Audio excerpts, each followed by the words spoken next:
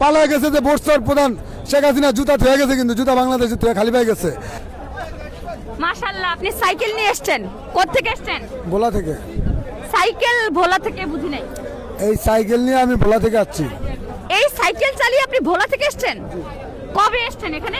আমার এখানে আসার এখন শুরু থেকে এই পর্যন্ত 28 ঘন্টা চলে। এই সাইকেল চালিয়ে ভোলা থেকে কত ঘন্টার মধ্যে আসছেন? আমার এই যে এই পর্যন্ত 28 ঘন্টা হয়েছে। আমি এখানে আইছি প্রায় 1 ঘন্টা আগে। ভোলা থেকে সাইকেল চালিয়ে? তার মানে আপনি 2 দিন আগে রওনা হয়েছেন? জি। মানে আমি তো অবাক হয়ে যাইতেছি, এই শীতের মধ্যে আপনি এই সাইকেল চালিয়ে এখানে এসে পৌঁছেছেন। এই জীবনটা আমি বাংলাদেশ জাতীয়তাবাদী দলের যে কোনো প্রোগ্রামের জন্য জীবনটা উৎসর্গ করতে আমার দ্বিধা নেই। কেন ভাই? আমি এই দলটাকে এত পরিমাণ ভালোবাসি, যদি আপনি সময় থাকে তাহলে আমি বলি। আমার 96-এ যখন আমার আব্বা আমাকে নিয়ে একটু দোকানের কাছে গেছিল, নির্বাচনে ভোট দিয়ে আইসা দোকানের কাছে গেছে, তখন ওই জায়গায় আমি আমার আব্বারে জিজ্ঞেস করলাম যে আব্বা ভোট দিয়েছেন কিসে? আমার আব্বা আমাকে খুব আদর করে, কোনো সময় মারে না। জিজ্ঞেস করলাম যে আব্বা ভোট দিয়েছেন কিসে? এই কথা বলার পরে উনি আমাকে একটা থাপ্পড় দিয়েছে, থাপ্পড় দিয়ে নিয়ে চলে আসছে। চলে আসার কারণ আমি বাড়িতে যাই, জিজ্ঞেস করলাম আব্বা আমার মালিশ করলাম, আব্বা আমার মারেন কেন? তোমার মারার একটা কারণ, আমি যদি তোমার না মারতাম নাহলে আমি ওই জায়গায় মার খেতে হইতো, অপমান হইতে হইতো। আর যদি মিথ্যা কথা বলতাম তাহলে আমি তোমাকে মিথ্যা শিক্ষা দিতে হইতো। কারণ আওয়ামী লীগের ইউনিয়ন সভাপতি ওইখানে উপস্থিত, আওয়ামী লীগের ইউনিয়ন সাধারণ সম্পাদক ওইখানে উপস্থিত। এই জন্য আমার আব্বা আমাকে থাপড় দিয়ে ওইখান থেকে নিয়ে গেছে। পরে বললাম যে আব্বা তাহলে আপনি এই ভোট কিসে দিয়েছেন? আমি ভোট দিয়েছি ধানের শীষে। যদি ওদের সামনে আমি বলতাম যে ধানের শীষে ভোট দিয়েছি তাহলে আমি মার খেতে হইতো। আর যদি বলে যে নৌকায় ভোট দিয়ে যদি ওদের কাছ থেকে বাঁচার জন্য নৌকায় ভোট দিয়েছি, তাহলে আমার সন্তানকে আমি মিথ্যা শিক্ষা দিলাম, আমার সন্তান এই নৌকা বুকের ভিতরে ধারণ করবে। কিন্তু সেদিন থেকে আমি আমার বাবার ওই কথার পর থেকে আমার এই বুকের ভিতরে আমি ধানের শীষ এবং বাংলাদেশ জাতীয়তাবাদী দল বিএনপিকে, শহীদ প্রেসিডেন্ট জিয়াউর রহমানের আদর্শকে বুকে ধারণ করে আমি মানে পরিবারের বাবার আদর্শে আপনি আদর্শিত, এটা বোঝাচ্ছেন? জি জি জি। আপনার এই যে বললেন আমি আমার প্রাণটা দিয়ে দিতে পারি, এই ভালোবাসা, তো সেটা কেন? আমি যেই কোনো মুহূর্তে যেই কোনো পরিবেশে আমার দলের যত প্রোগ্রাম, আমার বাড়ি হইলো ভোলা সদর উপজেলা 1 আসনে, আমাদের এমপি প্রার্থী হলো আলহাজ গোলাম নবী আলমগীর হাজী সাহেব। আমি ভোলা থেকে ঢাকায় অসংখ্য অগণিত প্রোগ্রামে অ্যাটেন্ড করছি এবং 2022 সালে 5 নভেম্বর বরিশাল সমাবেশে উপস্থিত হয়েছি। ভোলাতে যত প্রোগ্রাম হয় কোনো প্রোগ্রাম আমি মিস করি না। আমি এই দলটার জন্যে, দলটাকে আমি অন্তর থেকে ভালোবাসি। এই জন্যে বাংলাদেশে একটি দল, গণতন্ত্রের পক্ষের দল, বাংলাদেশে বাক স্বাধীনতা উদ্ধার করেছে, বাক স্বাধীনতা এই ভেঙে দিয়ে গণতন্ত্র উদ্ধার করে গণতন্ত্র চালু করেছেন এবং বাকশাল ভেঙে বহুদলীয় গণতন্ত্র করেছেন শহীদ প্রেসিডেন্ট জিয়াউর রহমান। শহীদ প্রেসিডেন্ট জিয়াউর রহমান বহুদলীয় গণতন্ত্র করে এই যে ফ্যাসিস্ট আওয়ামী লীগের যে পালা গেছে যে ভোটসর প্রধান শেখ হাসিনা জুতা থুয়ে গেছে, কিন্তু জুতা বাংলাদেশে থুয়ে খালি পাই গেছে। এই হাসিনাকে আনার পর উনি আমাদের নেতা শহীদ প্রেসিডেন্ট জিয়াউর রহমান নিজে ওনাকে সহযোগিতা করে এবং ওনাকে বুদ্ধি পরামর্শ দিয়ে যে আপনার বাবার দলের হাল ধরেন, আপনি বাংলাদেশে এখন আর বাকশাল নাই, বহুদলীয় গণতন্ত্র করা হয়েছে। এই বহুদলীয় গণতন্ত্র করে হাসিনাকে দেশ আনার 17 দিন পরে আমার নেতা চট্টগ্রাম আমার নেতাকে মেরে ফেলা হয়। তাহলে শেখ হাসিনা যেই কোনো মিডিয়ার সামনে, যেই কোনো সংবাদ মাধ্যমে, টিভির সামনে মানে মাইক পাইলি বলছে কি জিয়া খুনি, তারেক খুনি, জিয়া খুনি, তারেক খুনি, খালেদা খুনি। আমার নেত্রী, দেশ নেত্রী বেগম খালেদা জিয়া, 3 বারের প্রধানমন্ত্রী, আপসের নেত্রী বেগম খালেদা জিয়া জীবনে কোনোদিন কাউকে বলে নেই যে অমুক খুনি তমুক খুনি। হিংসাত্মক ছাড়া কোনো কথা বলতে পারছে কোনোদিন শেখ হাসিনা? আমার নেত্রী বেগম খালেদা জিয়া, আমার নেতা জনাব তারেক রহমান সাহেব জীবনে কাউকে আক্রমণ করে কথা বলতে আমি শুনি না। এই জন্য আমি এই আদর্শটা বুকে ধারণ করে রাখছি এবং আমার নেতা যে প্রতিশ্রুতি দিয়েছে, আমার নেতা যে কথা বলেছে, বাংলার জনগণকে যে আশ্বাসগুলো দেওয়া হয়েছে, ইনশাল্লাহ অবশ্যই অক্ষরে অক্ষরে পালন করবে। কি মনে করেন এবারে নির্বাচনে আপনার নেতা সফল কাম হবেন ইনশাল্লাহ? অবশ্যই অবশ্যই ইনশাল্লাহ 100%। আমার নেতা বাংলাদেশে পাড়া দেওয়ার সাথে সাথে 20 লক্ষ ভোট বাড়বে। বর্তমান যে ভোট আছে, আমার নেতা জনাব তারেক রহমান সাহেব বাংলাদেশে পাড়া দেওয়ার সাথে সাথে 20 লক্ষ ভোট বাড়বে, এটা বাড়তি। তারপরে সে যদি 2-4টা প্রোগ্রাম করে আরও বাড়বে, আরও বাড়বে, আরও বাড়বে। ইনশাল্লাহ বাংলাদেশের অনেক দল তলে তলে আইসা আমার নেতাকে বলবে নেতা আপনার পাও ধরে আপনার দলের সাথে রাখেন। এটা হলো আমরা চাই না আর আওয়ামী শাসনতন্ত্রের মতো আমাদের দেশ চলুক, আমাদের দেশ আমরাও চাই না, আমরাও চাই না। এটা শেখের বেটি না, এটা শেখের বেটি হাসিনা তোর জ্বালা বাঁচি না। এটা শেখের বেটি না যে মুখে দিনে বলবে এক কথা, রাত্রে বলবে আরেক কথা। শেখের বেটি দুইটা সত্য কথা বলতো 24 ঘন্টার ভিতরে, 24 ঘন্টায় দুইটা সত্য কথা বলতো। একটা বলতো দরজা বন্ধ করো, আরেকটা বলতো কাজের বেটিরা, আবার আরেকটা বলতো যে দরজাটা খোলো। এই দুইটা সত্য কথা বলতো শেখের বেটি। এটা শেখের বেটি না যে আমি শেখের বেটি, আমাকে ভোট দিয়ে নির্বাচিত করেন, আমি বাংলাদেশকে বাস দেব, আমি বাংলাদেশকে শিক্ষা দিয়ে ছাড়বো যে আমার বাবা কেন হত্যা হইল। এই শেখের বেটি না, এটা এটা শহীদ প্রেসিডেন্ট জিয়াউর রহমানের সন্তান। যেই বঙ্গবন্ধু মৃত্যুর পরে এত বড় একজন নেতা, এত বড় একজন জাতীয় নেতা, সে মৃত্যুর পরে 14 জন লোক নিয়ে জায়নামাজা পড়াতে হয়েছে। আর তখনকার সময় 9 কোটি জনগণের দেশ ছিল বাংলাদেশ। তখনকার সময় আমার নেতা শহীদ প্রেসিডেন্ট জিয়াউর রহমান যখন মারা গেছেন, বাংলার বুকে বৃহত্তম জানাজা হয়েছে শহীদ প্রেসিডেন্ট জিয়াউর রহমান সাহেবের।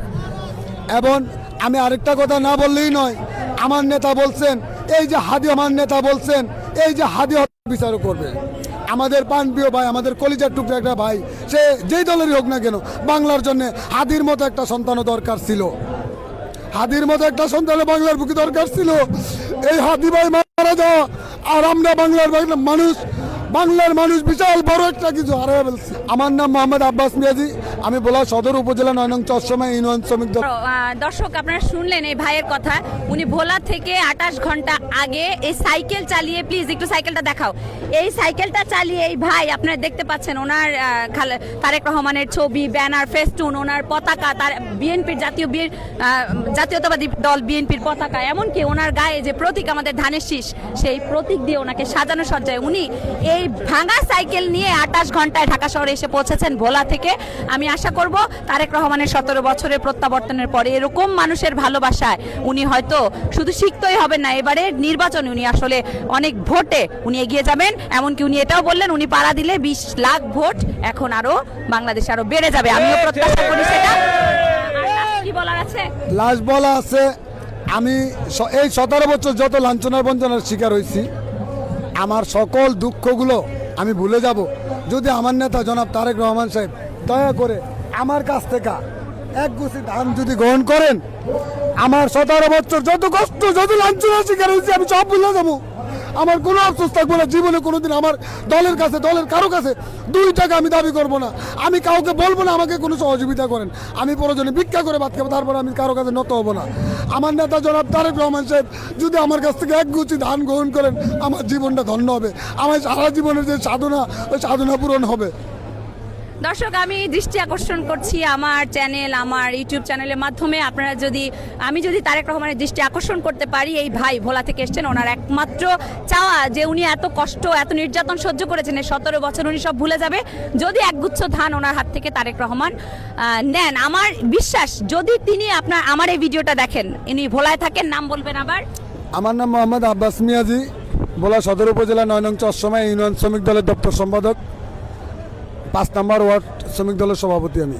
আচ্ছা, আমি আবারও বলতে চাচ্ছি যে আমার এই ভিডিও যদি আপনার সামনে যায়, প্লিজ ওনার মনের আশা পূরণ করার চেষ্টা করবেন। আমার বিশ্বাস তারেক রহমান যদি এই ভিডিও দেখেন বা ওনার নেতাকর্মীরা যদি দেখে, ওনার সেই আশা পূরণ করবেন। উনি অনেক কষ্ট করে ঢাকা শহরে এসেছেন, এমন কষ্ট আসলে দেখা যায় না। আমরা এই সব চিত্র তুলে ধরবো বলেই কিন্তু আজকে এখানে হাজির হয়েছি, বা এই ভাইয়ের মতো অনেক চিত্র তুলি। কিছুক্ষণ আগে আমরা একজন প্রতিবন্ধীকে আপনাদেরকে দেখানোর চেষ্টা করেছি, এখন আমরা এই ভাইকে দেখানোর চেষ্টা করেছি।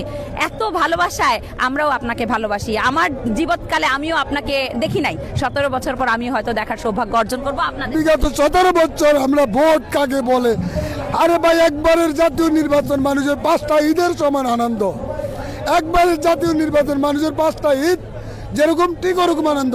আমার বয়স 42 বছর, আমি আদৌ পর্যন্ত জাতীয় নির্বাচনে ভোট দিতে পারিনি, ভোট কেন্দ্রে দাঁড়িয়ে যেতে পারিনি। আমাদেরকে দেখলে দূর থেকে লাঠি দিয়ে দৌড়ানি দিত।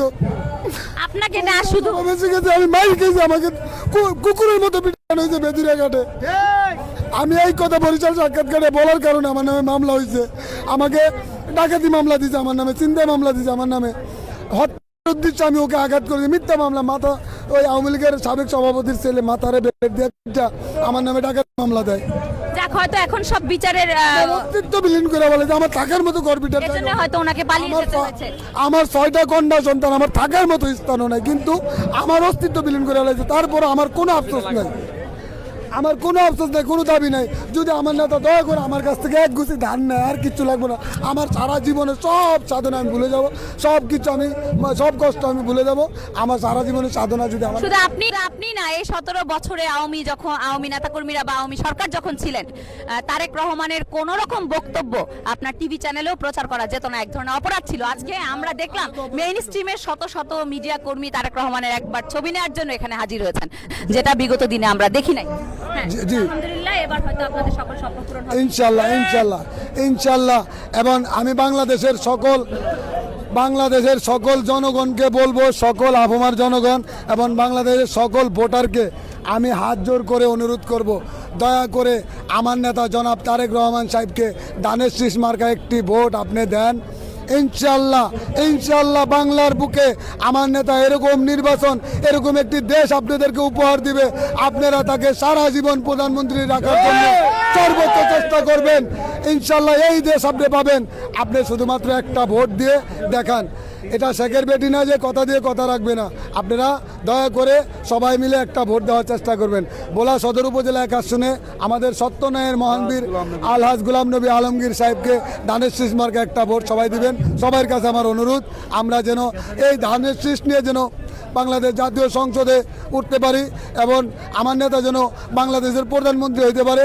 আমার এই বলে আমার বক্তব্য শেষ করছি। বাংলাদেশ জিন্দাবাদ, বাংলাদেশ জাতীয়তাবাদী দল বিএনপি জিন্দাবাদ, ভোলা জেলা শ্রমিক দল জিন্দাবাদ। আসসালামু আলাইকুম রহমতুল্লাহ বারাকাতুহু। ওয়া আলাইকুম রহমতুল্লাহ বারাকাতুহু। আমরা একটু ফটো সেশন করি, এই ইতিহাসের সাথে আমরা একটু সাক্ষী হই ভাই।